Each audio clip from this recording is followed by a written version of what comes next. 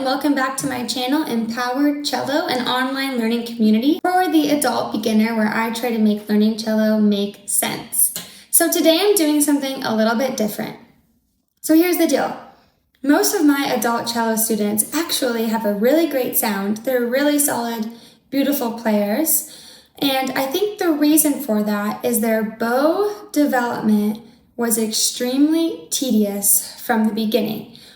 Almost to the point where they were getting frustrated with me of, Emma, come on, why can't we move ahead? Why can't I do X, Y, and Z? Why are we still on this? It's not that I was holding them back or trying to torment them. I just wanted them to get it right from the beginning because I knew once they did, they would shoot off like a rocket, and that's what's happened. They've progressed a lot farther than most adults tend to. And the reason being, I think, for this is because many adult beginners aren't getting the full picture of the bow hold, how sound works on the cello, and what initial steps really need to happen when they start learning the cello. And so today, I'm going to give you a sneak peek what my process is for learning the bow, what my adult beginner in-person students do, what my adult online students do, and what happens in my online course, Cello Foundations. Okay? So if that's of interest to you, stick around and make sure to subscribe to this channel so you do not miss my weekly videos all about learning the cello if you are an adult cello learner. Okay, here we go. So what I'm really doing in this video is I am revealing to you my tried and true system for developing the bow stroke, okay? And it starts very simply with a dowel stick purchased from your local craft store. It is with this dowel stick that my students learn the bow hold shape. I do this so they don't have to deal with the weight of the bow or the funky shape of the bow. We start simple, we do one achievable step at a time so it never feels overwhelming. So it is with the dowel stick that they learn where the thumb makes contact, what fingers go over the thumb, how much space, is natural feeling for them in between their fingers, how much pronation needs to happen, what the wrist needs to feel like, etc. Okay, so we spend a lot of time on the dowel stick and we do exercises with the dowel stick until that feels rock solid and they could throw their bow hold on in their sleep. So that's step one. Once the dowel stick step is solid, feeling good, it's then that we introduce the bow, but they don't just willy-nilly throw the bow hold on because most adult cello students don't have crazy hand muscles developed. I have kind of buff hands because I have been playing cello for 25 years. I understand that's not the case for most of my adult students. So what tends to happen first is an assisted bow hold.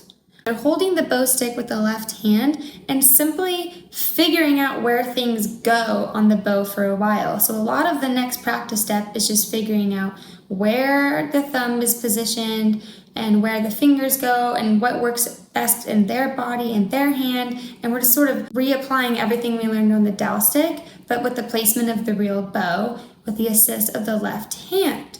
You shouldn't have to carry all the weight in the bow in your right hand because you're actually going to be resting the bow on the cello string.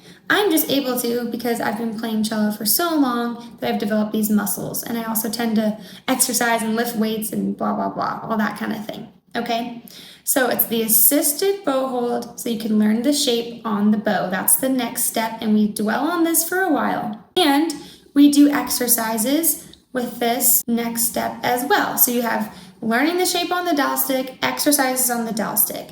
Learning the shape assisted on the bow, exercises with that.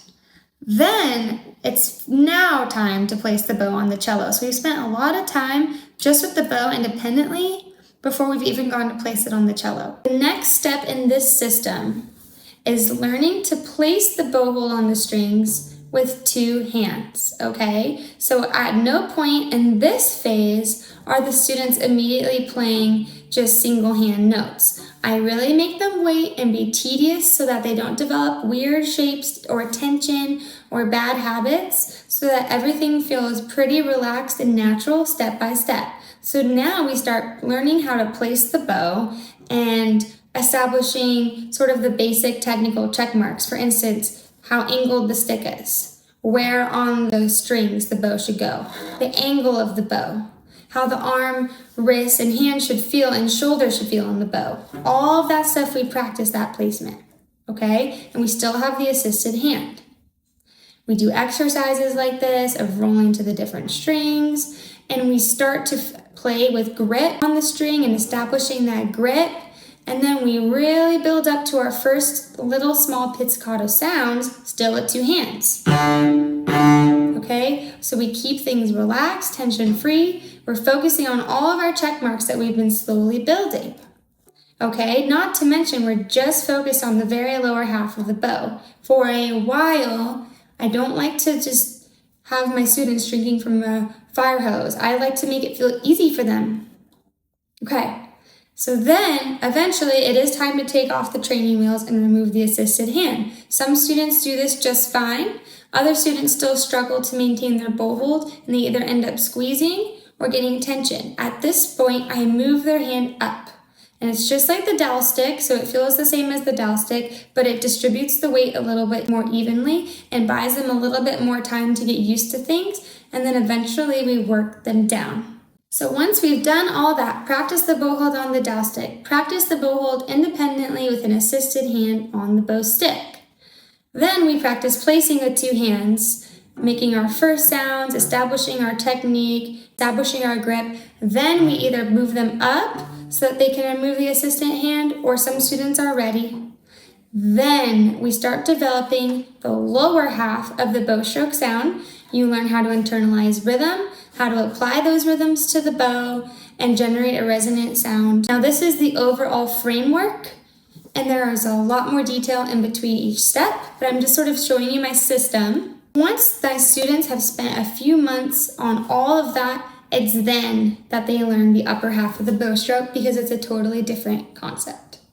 And then we apply all of those same rhythms and techniques to the whole bow. So that is sort of, like I said, my wireframe, my overarching system, developing the bow hold, the bow stroke, and your bow sound. So if you are struggling with sound, it might be that the process was just a little bit rushed, condensed, or you don't have all the information, okay? So don't worry, it's not about talent, it's not about potential. It's about knowledge and understanding, okay? And so that's why I wanted to share this system with you today. It's a tried and true system. I use it on all of my students. If you're interested in being a part of this system, you can learn about my upcoming course, Cello Foundations, built for adult beginners, so cello learning makes sense. I'll link to it in this video. Or you can download my free blueprint for the all-adult beginner as well, okay? See you guys next time.